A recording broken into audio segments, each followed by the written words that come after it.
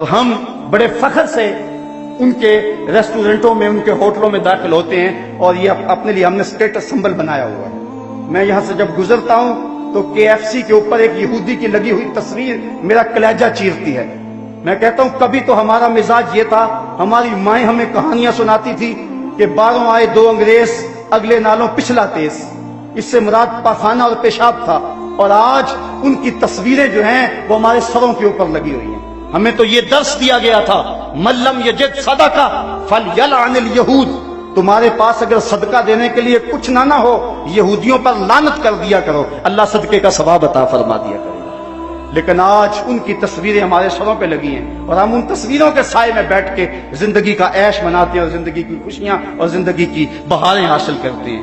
یہ افسوسناک خبر ہے آج ہماری جو حالت ہے آپ سب کے سامنے ہے۔ سگریٹ کی جو کمپنی فلپس مورس ہے، اس میں مسلمان جو سگریٹ پیتے ہیں وہ کمپنی 21% اسرائیل کو دیتی ہے۔ اس طرح ایک دن کے اندر ایک اندازے کے مطابق 96 لاکھ ڈالر روزانہ ہم یہودیوں کے فنڈ میں جمع کرواتے ہیں۔ کبھی ہم نے سوچا ہم کیا کر رہے ہیں؟ کبھی ہم نے خیال کیا ہم کیا کر رہے ہیں؟ میکڈونلڈز میں قدم رکھتے ہوئے مسلمانوں کی نوچی جانے والی بوٹیوں کو کبھی بھول نہ جانا۔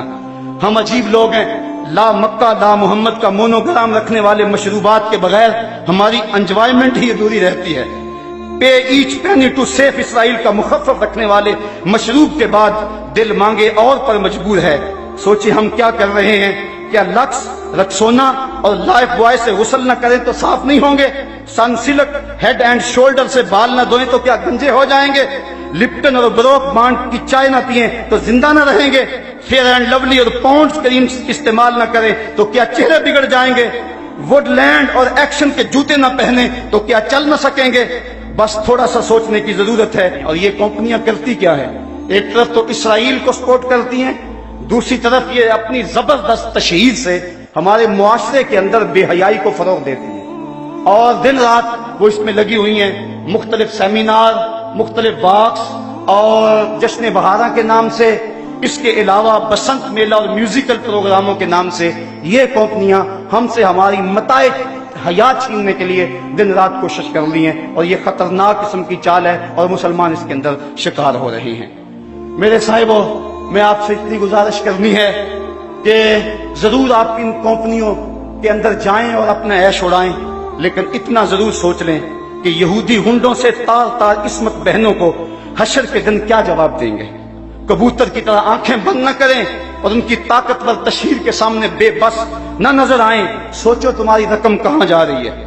مغربی مشروبات کو رات دن استعمال کرنے والوں، فلسطینیوں کے بہتے ہوئے لہو کا بھی خیال کرو۔ میں یہی عرض کروں گا، حضور ہم سے روٹھ نہ جائیے، ہم نے غلطیاں کی، ہم نے زیادتیاں کی، ہم نے آپ کی سنت سے منہ موڑا، ہم نے دشمنوں کی سی شکلیں بنائیں، ہم نے آپ کی سنت کو کٹا کر نالیوں میں بہایا، ہم نے اپنے سروں کی مانگیں یہود و نصارہ کی طرز پہ سجائیں، ہم نے اپنی محافل کو حنوت کے طرز زندگی کے مطابق بنایا، ہم نے رسمیں حنا کے نام سے، ہم نے فیسٹیول کے نام سے بے حیائی پھیلائی، ہم نے مخلوط تعلیم کا ڈھونگ رچایا، ہم نے کیا کچھ نہیں کیا۔ تیرے دین کا جو ہے وہ حولیہ بگاڑ کے رکھ دیا۔ ہم خانقاہوں میں تھے تو صرف حق ہو میں لگے رہے، ہم منبر و محراب میں تھے تو ہمارے حجرے غیبت کی بدبو سے متعفن رہے، اور ہم اگر جو ہے وہ تاجر تھے تو ہم لوگوں کو لوٹنے کے لمبی سے لمبی مسافت کا آغاز ایک قدم پہ ہوتا ہے۔ ہم سمجھتے ہیں کہ ہمارے کرنے سے کیا ہوگا، لیکن ہم نے پچھلے سے پچھلے سال تھوڑی سی حرکت کی تو اس قدر ان کو ہوش آ گئے، اور پھر اس پر پورا یہ کہ وہ ان مصنوعات کے اندر جو لپسٹکیں ہیں اور مختلف مشروبات کے اندر خنزیر کی چربی ڈال رہے ہیں۔ اور ہم اگر کسی کو یہ بتاتے ہیں کہ فلاں شہر میں فلاں شے پڑتی ہے، وہ کہتے ہیں جناب وہ ویسے بتا رہے ہیں، ویسے کسی نے پراپیگنڈا کیا ہے، ایسے کب ہو سکتا ہے؟ ایسا تو ممکن نہیں ہے۔ اگر کوئی پراپیگنڈا کر لے کہ یہ چوزوں کو بلڈ فلو ہے تو آپ لوگ ساری پولٹری کی صنعت کو تباہ کر دیتے، اور کوئی بندہ مرغی کھانے کو تیار نہیں ہوتا۔ ہماری جان نہ چلی جائے، ہمیں اپنی جان کی بڑی فکر تو ہے لیکن ایمان کی کوئی فکر نہیں ہے۔ اس وقت اب ہم بتائیں کہ میاں فلاں چیز میں فلاں شے پڑتی ہے، فلاں میں سور کے میدے کی چربی آتی ہے، فلاں چیز میں یہ ڈالا جاتا ہے، وہ کہتے ہیں یہ فرضی باتیں کر رہے ہیں۔ صاحبو ہم غور کریں، बार बार गौर करें और इस हवाले के साथ हमें मेहनत करनी चाहिए। एक तो हमारा काम ये कि मगरब की मसनूआत का मुमकिन हद तक हम बाइकाट करें, वो चीजें जिनका मुतबादल यहाँ मौजूद है वही इस्तेमाल करें। तो काश कि हमारे हुक्मरान इस हवाले से जो है वो कुछ काम करते, लेकिन बदबख्त ये है कि OIC भी एक मुर्दा घोड़ा बन गई। इस वक्त पूरी दुनिया पे सकूत मर्ग तारी है। मुझे गालिब कहाँ याद आ गया, कहता है हवा मुखालिफो शब तारो बहर तूफान खेज गसुस्ताए लंगरे कश्ती व ना खुदा खुफ्तस्त। हवा मुखालिफ है, रात तारीख है, समंदर में तूफान बपा है, कश्ती का लंगर भी हाथ से छूट चुका है, लेकिन अफसोस तो यह है कि कश्ती बान भी सो चुका है। अब मेरी कश्ती को खुदा ही बचाए तो बचे। जुल्मतें हैं यास की, शाम है तूफानों की।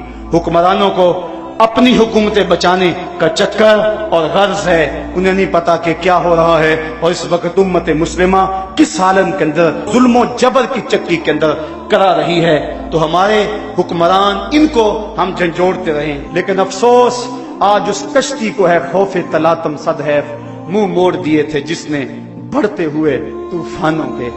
आज पूरी दुनिया पे कट रहे हैं हम, लुट रहे हैं हम, खानमा बर्बाद हैं। हमारा काफिला आज बेयूसुफ है। साहिबो जिंदगी कट रही है, आओ मैं और आप अपने आका से अहद करें। मेरे दामन में सिस्कियों के सवा कुछ नहीं है, मैं तो रोता हूं। आज तो लोग मेरे रोने का मजाक भी उड़ाते हैं, लेकिन क्या करूं जब मेरा सीना जख्मी हो, जब मेरा दिल फट रहा हो, जब उम्मत मुस्लिमा जख्मों में मुब्तला हो, जब काबल से कंधार तक, जब किला जंगी से दश्त लैला तक, जब तोरा बोरा से तकरीब तक, जब मूसल से बगदाद तक मैं जिधर नजर उठाऊं मुझे लाशें ही लाशें पड़े हुए नजर आए, तो मैं फिर क्या करूं। मेरे हाथ में कुछ ऐसी चीज भी ना हो कि मैं जालिम की गर्दन तोड़ सकूं। मेरी हुकूमतें भी बेगैरत हों और मेरे जो है वो हुकूमत के कार परदाज भी मंतके तलाश रहे हों। जब बुज़दिली को एतदाल पसंदी कहा जा रहा हो, जब बेगैरती को रोशन ख्याली के नाम दिए जा रहे हों, जब जहाद तो दब जाने को कंप्रोमाइज कहा जा रहा हो, जब बदी से मुफाहमत कर ली गई हो, और जब हम जमीनी हकायक की बात करते करते अपने नबी की तौहीन को भी बर्दाश्त करने के लिए तैयार ज़हन कर रहे हो, तो उस दौर के अंदर बताओ मेरे पल्ले क्या है, मैं क्या करूं, मेरे दामन में और क्या है। मैं रोऊंगा, मैं दिन को भी रोऊंगा, मैं रात को भी रोऊंगा, मैं झोली फैला के गुंबदे खजरा के मकीन से फरियाद करूंगा कि तुझसे फरियाद है ए गुंबदे खजरा वाले, काबे वालों को सताते हैं कलीसा वाले। मुझे एक साहब कह रहे थे जनाब आओ उम्रे को चलें। मैंने कहा 6 साल कबल गया था, अब मुझे हौसला नहीं पड़ रहा। मैं कौन सा मुंह लेके आका के सामने जाऊंगा, मैं कौन सा जो है वो मुंह लेकर हुजूर को दिखाऊंगा। आका तेरे दुश्मन तो दंदना रहे हैं, तेरी हुर्मत पे हमला करने वाले तो दंदना रहे हैं, मैं क्या करूंगा, मैं कैसे जाऊंगा। साहिबो जिंदगी कट रही है, मैं और आप मौत के लम्हा लम्हा करीब हो रहे हैं। मौत तो आ ही जाएगी, बेहतर नहीं है कि कूचाए मोहम्मद में आए। मौत तो आनी है, मुझे मत डराओ। लोग कहते थे ये खौफनाक दौर है, बम फट जाएगा, कोई कुछ कह रहा था, कोई कुछ कह रहा था। मैंने कहा मैं तो ढूंढ रहा हूं मौत को, मौत को कहीं ढूंढ के लाओ। मैं तो लम्हा लम्हा मौत के पीछे भाग रहा हूं, लेकिन जब तक मौत नहीं आनी उतनी देर तक तो मैं मुंतज़िर रहूंगा। क्या अब भी कोई जीने का जवाब बाकी रह गया है? अब भी हम जी सकते हैं कि हमारे आका की तौहीन हो रही हो और हम जी रहे हो। एक एक सांस दुखन बन गया है, एक एक सांस नेज़े की अनी है जो कलेजे को चीर रही है। जख्म ही जख्म है, ताहद्दे नजर शोले ही शोले चमन में नजर आ रहे हैं। उम्मत लुट रही है, कट रही है, पिट रही है। ए खासा ए खासान रुसल वक्त दुआ है। मैं और मगरब की इस अयारी को लोगों के सामने रखा जाए। मुख्तलिफ ममालिक के अंदर अपनी यादाश्तें भेजते रहना चाहिए और इस सिलसिले को कभी भी कम न होने दिया जाए। अक़वाम मुत्तहिदा अगरचे गैर मुअस्सर अदारा हो गया तो उनको भी हम जरूर झंझोड़ते रहें। हमारे जो अपने हुक्मरान हैं ये एक अलग दुखड़ा है, गिला वफ़ाए जफानमा जो हरम को अहले हरम से है। किसी बुत कदे में बयां करूं तो सनम भी कह दें हरी हरी। ये हमारे 56-57 इस्लामी मुल्कों के हुक्मरान हैं। पता नहीं इनकी गैरत कहां सो गई, पता नहीं ان کو کیسے چین کی نیند آ جاتی ہے؟ سب سے زیادہ یہ وہ لوگ ہیں کہ جن لوگوں سے قیامت کے دن باز پرس کی جائے گی. کیونکہ میں کہتا ہوں دو طبقے ہیں. ایک وہ طبقہ جو بیچارہ بے بس ہے, کر کچھ نہیں سکتا, تڑپ رہا ہے لیکن بے بس ہے, اور دوسرا جو کر سکتا ہے وہ بے حس ہے. اس وقت بے بسی اور بے حسی کے درمیان جو ہے وہ مغرب دلیر سے دلیر تر ہوتا چلا جا رہا ہے. یہ حکمران سمجھ لیں کہ یہ 4 دن کی حکمرانی ہے, پھر اندھیری رات طاری ہونے والی ہے. اگر انہوں نے ناموس رسالت کے لیے کچھ کیا, تاریخ میں ان کا نام رہے گا.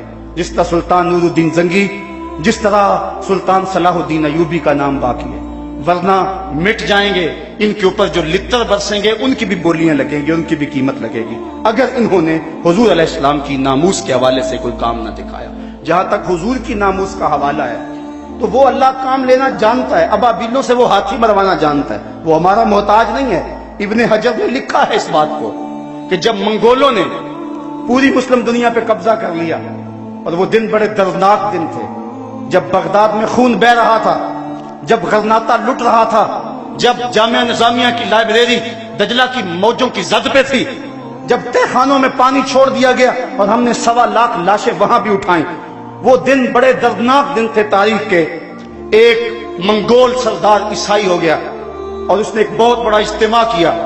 ابن حجر لکھتے ہیں کہ اس عیسائی بدبخت نے دریدہ دہنی کرتے ہوئے لوگوں کے اندر ہمارے پیغمبر صلی اللہ علیہ وسلم کی توہین کی. تو اس بڑے اجتماع کے اندر ایک بھی مسلمان نہیں تھا. تو جب اس نے حضور کے خلاف بھونکا تو پاس ہی بندھا ہوا ایک کتا جوش میں آ گیا اور وہ زور زور سے بھونکنے لگا. سب نے اسے کہا کہ تم مسلمانوں کے نبی کے خلاف بولا ہے اس لیے یہ کتا بھونک رہا ہے. تو اس نے کہا کہ نہیں یہ ویسے بڑا غیرت مند ہے, میں نے ہاتھ سے اشارہ کیا تو یہ سمجھا کہ مجھے مارنے لگے, اس وجہ سے غیرت میں آیا. تو اس نے دوبارہ پھر حضور علیہ السلام کو سب و شتم کرنا شروع کیا, میرے آقا کو گالیاں دینے لگے. کتنا مجمع تھا لیکن کوئی بھی حضور کا غلام نہیں تھا.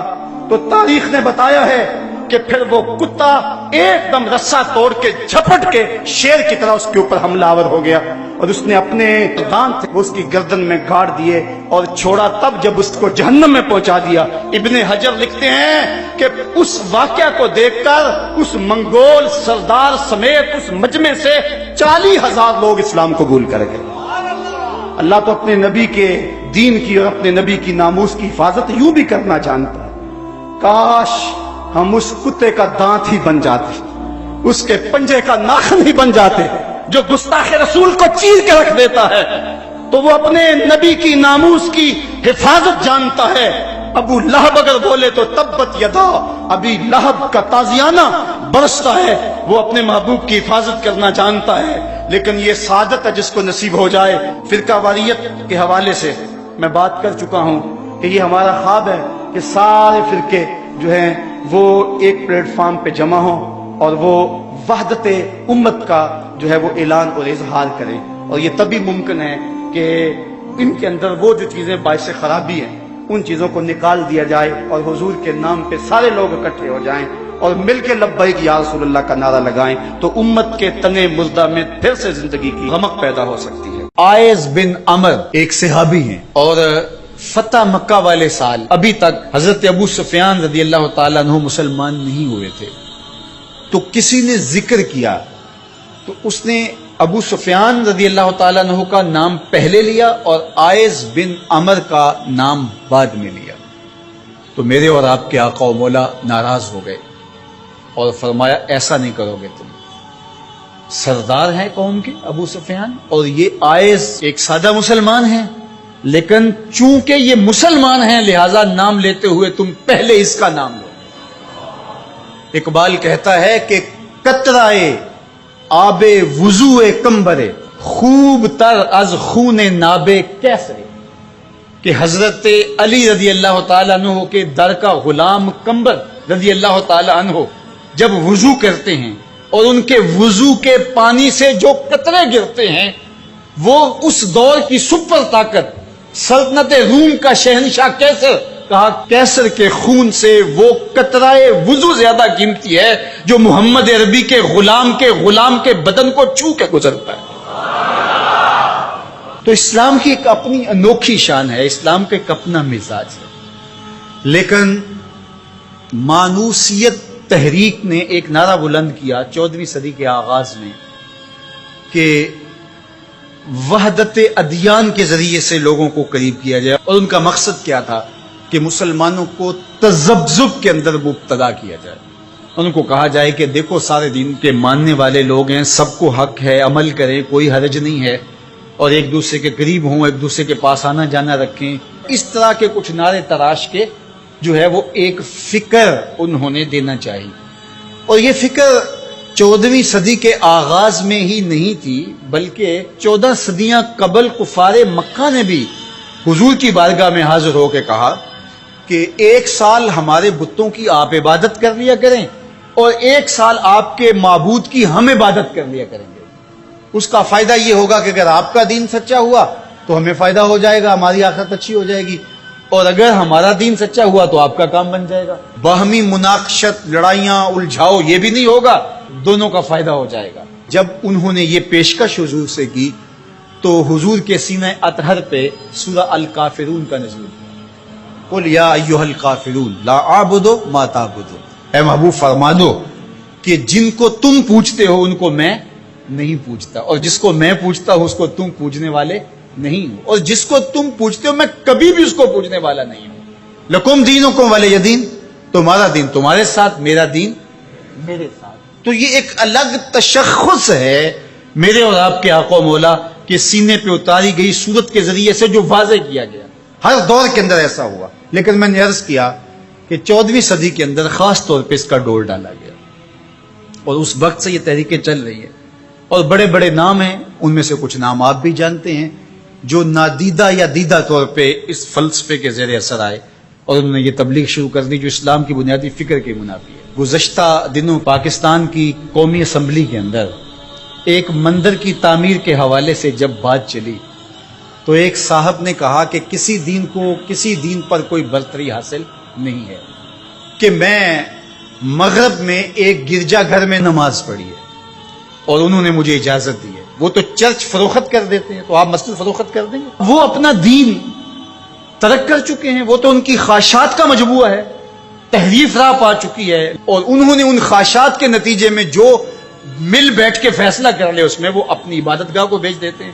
تو کیا ہم اپنی عبادت گاہ کو بیچ سکتے ہیں؟ ہم کہتے ہیں جی وہ دیتے ہیں تو ہم بھی دے دیں، یہ کیا بات ہوئی؟ اگر آپ نے ان کی رواداری دیکھی ہے تو ذرا اس کو اپنے سیاسی کلچر کا حصہ بنائیے، تھوڑی سی وسیع و ظرفی کا اظہار کیجئے۔ مسلم لیگ کے دفتر جو ہیں وہ تحریک انصاف کے لیے کھول دیجئے کہ آپ یہاں اجلاس کر سکتے ہیں، اور تحریک انصاف سے کہیے گا کہ وہ پیپلز پارٹی کے لیے، ان کو کہیے گا کہ آپ نون لیگ کے لیے اپنے دفتر کھول دیجئے۔ وحدت ادیان تو بعد میں ہوگی، وحدت سیاست تو ہو لے پہلے۔ تم سارے مسلمانوں ایک ملک کے رہنے والے ہو تو پتہ چلے جی یہ بڑے وسیع و ظرف ہیں، وہاں تم اپنے لیڈر کے لیے مر جاتے ہو، اور اسلام کوئی یتیم مذہب ہے؟ یہ محمد عربی کا لایا ہوا دین ہے۔ تم اپنے سیاسی مفادات پہ کوئی کمپرومائز نہیں کرتے ہو۔ یہ کیا تمہارا فلسفہ کہ انہوں نے اپنے چرچ میں اجازت دے دی تو ہم بھی دیں گے؟ میاں ان کی غیرت اجازت دیتی ہے، ان کا دین جو خود ساختہ ہے، اور حضرت عیسیٰ کو چھوڑ کے جو انہوں نے اختیار کیا ہے ان کی تربیت ان کے نفس نے کی ہے، اور ہماری مسجد کے حوالے سے تربیت محمد عربی نے کی ہے۔ ہمیں تو یہ بتایا گیا سامان مسجد نہ برائے سوختن نہ برائے فروختن، مسجد تو مسجد رہی، مسجد کے اندر جو ٹوٹی ہوئی چٹائی ہے آپ اس کو بھی نہیں بیچ سکتے۔ باقی وہ آپ کے لیے یا 2 چرچ کھول رہے ہیں اور کہیں کہ وہاں نماز پڑھیں اور آئیں وہاں ہمیں آپ کو اجازت دیتے ہیں۔ میں آپ کو ایک پیشکش کرتا ہوں کہ انہیں کہیں کہ تم بڑے وسیع و ظرف ہو، مگر بہت کشادہ ذہن ہے، تو ہمیں مسجد کرتبہ میں نماز پڑھنے دیں۔ مسجد کرتبہ میں جو مسلمانوں کی بنائی ہوئی ہے، 10 مربع کلومیٹر پر پھیلی ہوئی ہے مسجد، اس کے باغات، اس کے احاطے، اس کے متعلقات اگر شامل کریں، حمام شامل کریں تو 10 مربع کلومیٹر پر وہ مسجد تھی، اور 1400 ستونوں پر پھیلی ہوئی مسجد کا حال۔ اللہ اکبر! جب رات ہوتی تو اس زمانے کے اندر 7,500 مشعلیں اس مسجد میں چراغاں کرتی، 30 فٹ اونچا اس کا چھت ہے، اور آج بھی وہ دیکھنے کے قابل ہے۔ اقبال نے بے ساختہ وہاں جا کے کہا تھا کہ تیرا وجود مردان خدا کی دلیل، جنہوں نے بنایا ہے پتہ چلتا ہے کوئی تھا. تیرا وجود مردان خدا کی دلیل، وہ بھی جلیل و جمیل تو بھی جلیل و جمیل، وہ بھی جلیل و جمیل تو بھی جلیل و جمیل. تیرے ستون بے شمار، تیری بنا پائیدار، شام کے صحرا میں جیسے ہجوم نخیل. تو وہ مسلمانوں نے بنائی ہوئی. 800 سال مسلمانوں نے اندلس میں حکمرانی کی. اب وہ مسجد مسلمانوں کی تعمیر کردہ وہاں موجود ہے اور گرجا گھر میں تبدیل کر دی گئی. 2008 میں مقامی مسلمانوں نے پوپ کو درخواست دی کہ جس رواداری کی، مذہبی رواداری کی آپ بات کرتے ہیں، اس رواداری کو قائم کرنے کے لیے ایسا کیا جائے کہ ہمیں بھی اس مسجد میں نماز پڑھنے کی اجازت دی جائے. یہاں گرجا گھر ہے، تصویریں لگی ہوئی ہیں اور وہ آ کے عبادت کرتے ہیں عیسائی، تو ہم بھی ایک گوشے میں عبادت کر لیا کریں. مغرب جس رواداری کا پرچار کرتا ہے اس کا عملی ظہور ہو جائے، لیکن پذیرائی نہیں بخشی گئی. کہاں گئے وسیع و ظرف؟ تم کہتے ہو گرجوں میں نماز پڑھنے دیتے ہیں، تو وہاں 2 رکعت پڑھ کے دیکھو. 2011 میں اللہ نے توفیق دی تو مجھے شوق تھا کہ میں مسجد کرتبہ دیکھوں. بچپن سے پڑھتے آئے، مسجد کرتبہ کی یادیں خیالوں میں نقش تھی. تو جب میں وہاں پہنچا تو وہ دروازے پہ بتا دیتے ہیں کہ یہاں نماز کی اجازت نہیں ہے. تو اب وہ مسجد جہاں قدم قدم پہ اہل علم اور اولیاء کے پیشانیوں اور سجدوں کے نشان موجود ہیں. اب مجھے تو گوارا نہ ہوا کہ میں جوتا پہن کے جاؤں، تو میں نے جوتا اتار کے ایک سمت رکھ دیا اور مسجد میں داخل ہوا. تو سیکورٹی کے لوگ میرے پیچھے بھاگے اور کہنے لگے کہ آپ یوں نہیں پھر سکتے. میں کہا کیوں؟ کہتے آپ نے جوتے اتارے ہوئے. تو وہاں تمام مذاہب کے لوگ آتے ہیں، آپ جانتے ہیں کہ ان کے لباس بھی مختصر ہوتے ہیں. تو میں نے کہا انہوں نے تو لباس بھی نہیں پہنے ہوئے تو مجھے اس کی اجازت دیتے کہ میں جوتا اتار دوں؟ انہوں نے لباس اتارے ہوئے. تو وہ کہنے لگے جی نہیں. میں نے کہا مجھے بات سمجھاؤ کس طرح. تو جو گفتگو ہوئی وہاں، جو میرے ساتھ ترجمان تھے ان کے ذریعے سے، وہ یہ تھی کہ چونکہ مسلمان مسجد کی تعظیم کرتے ہیں اور مسجد کی تعظیم عبادت کا روپ ہے اور وہ مسجد کو تقدس دے کر کے اس کی تعظیم کرتے ہیں، اور آپ نے جو جوتا اتارا ہے آپ کی نیت میں مسجد کی تعظیم یہی ہے. میں نے کہا بالکل یہی ہے. یہاں بڑے بڑے مشائخ اولیاء بیٹھتے رہیں تو کس طرح میں اپنے جوتوں سے اس فرش کو رہوں گا؟ تو انہوں نے کہا جی ہمیں اجازت دیں. تو ان سے بہت کہا لیکن وہ کہنے لگے یہ ہو ہی نہیں سکتا. تو ہم ساری مسجد نہیں دیکھ سکے اور واپس آ گئے.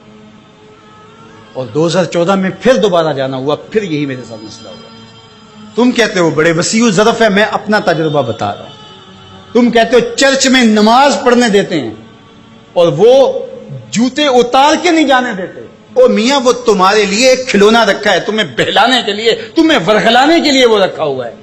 انہیں پتا ہے اس سے بہل جائیں گے اور وہ بھی شور جا کے کریں گے کہ ہماری مسجدوں میں بھی ایسا ہونا چاہیے، ہم بھی وسیع و ظرف ہوں. وہ تمہیں دھوکہ اور فراڈ دینے کے لیے کیا ہے.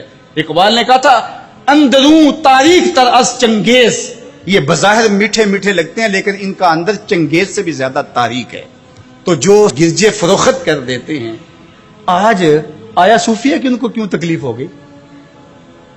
اور وہ سلطان محمد الفاتح نے خریدی ہوئی ہے اور آج آیا صوفیہ سجدوں سے آباد ہو رہی ہے. آج وہ مسجد اذانوں سے پرنور ہو رہی ہے اور ماحول کے اندر وہ عجیب خوشیاں پھیل رہی ہیں.